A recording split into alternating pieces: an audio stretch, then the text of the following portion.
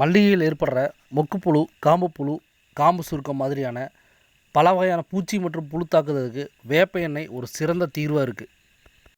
ஆனால் வேப்பெண்ணெயை பயன்படுத்தி பார்த்த பல விவசாயிகள் சொல்கிற ஒரு பதில், இது சரியாக பலன் தரதில்ல அப்படிங்கிறது தான். ஏன்னா அதற்கான ஒரே ஒரு காரணம், தரமில்லாத கலப்படம் செய்யப்பட்ட அசாடிராக்டின் பிரித்தெடுக்கப்பட்ட வேப்பெண்ணெயை பயன்படுத்துகிறது தான் இதற்கான ஒரே ஒரு காரணம். அது மட்டும் இல்லாமல் வேப்பெண்ணெயை நீரில் கரைக்கிறதுக்கு இருக்கக்கூடிய சிரமங்களும் இதுக்கு ஒரு முக்கியமான காரணமாக இருக்குது. பொதுவாக வேப்பெண்ணெயை கரைக்கிறதுக்கு காதி சோப்பு, லிக்விட் சோப்பு மாதிரியான பொருட்களை பயன்படுத்த வழக்கம்.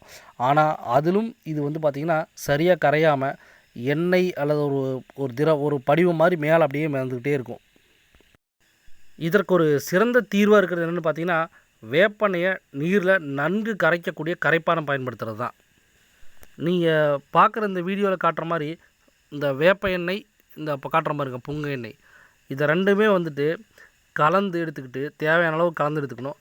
அதோட கரைக்கக்கூடிய திரவம் அதையும் சேர்த்து நன்கு கலக்கணும். அதாவது எப்படின்னா, அது நீருன்னு வினைபுரிகிற அளவுக்கு பார்த்திங்கன்னா நல்லா கலக்கிடணும். அதாவது அது மூலக்கூறுகள் நல்லா உடஞ்சிடணும். இப்போ ஊற்றுறோம் பார்த்திங்களா, இந்த திரவம் தான் கரைக்கும் திரவம்.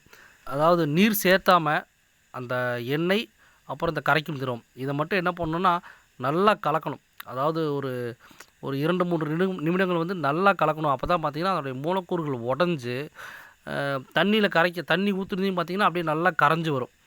இல்லாத சமயத்தில் பார்த்திங்கன்னா என்ன நடக்குன்னு பார்த்திங்கன்னா மறுபடியும் எண்ணெய் மாதிரி முதக்கிறது, அந்த மாதிரி கம்ப்ளைண்ட் வர ஆரம்பிச்சிடும்.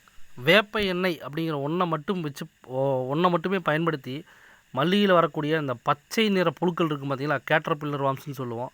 அதே மாதிரி சாறு உறிஞ்சு பூச்சிகளான இந்த வெள்ளை மாதிரியான பூச்சிகளையும் ரொம்ப சிறப்பாகவே கட்டுப்படுத்தலாம். இப்போ பெரும்பாலான இடங்களில் இருக்கக்கூடிய இந்த மல்லிகையில் இருக்கக்கூடிய பிரச்சனை என்னென்னு பார்த்திங்கன்னா, அந்த ஆரஞ்சு நிறத்தில் ஒரு வகையான புழு உருவாகிறது. இந்த புழுவையும் கூட நம்ம இதே வேப்பெண்ணெயோட வேறு சில பொருட்களை கலந்து தெளிக்கிறதுனால அதையும் கட்டுப்படுத்தலாம். அதே மாதிரி இந்த செம்பேன் பிரச்சனைக்கு பார்த்திங்கன்னா, வேப்பெண்ணெய் அடிப்படையாக வச்சு செய்யக்கூடிய கற்பூர கரைசல் அப்படிங்கிற மாதிரி விஷயங்களை நம்ம தெளிச்சிட்டு வரதுனால நம்ம செம்பேன் பிரச்சனையும் பார்த்திங்கன்னா ஒரு 2-3 தடவை தெளிக்கிறப்ப செம்பேன் பிரச்சனையும் தீர்த்தரலாம். அப்படி என்ன ஒரு பொருள் இந்த வேப்பெண்ணெய் இந்த புழுக்களுக்கு எதிராக செயல்பட வைக்கிறது அப்படின்னு பார்த்திங்கன்னா, அசாடிராக்டின் அப்படிங்கக்கூடிய ஒரு வேதிப்பொருள் தான்.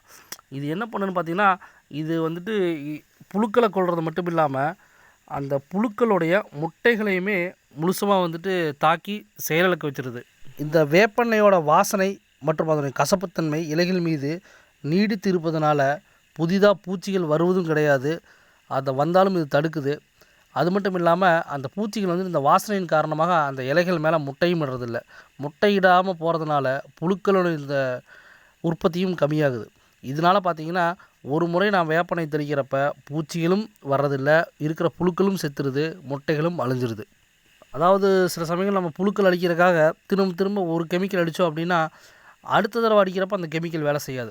ஏன்னா அந்த புழுக்களும் பூச்சிகளும் பார்த்திங்கன்னா அந்த கெமிக்கலுக்கு எதிரான நோய் எதிர்ப்பு, அதாவது எதிர்ப்பு சக்தியை தன்னைத்தானே மாற்றிக்கும்.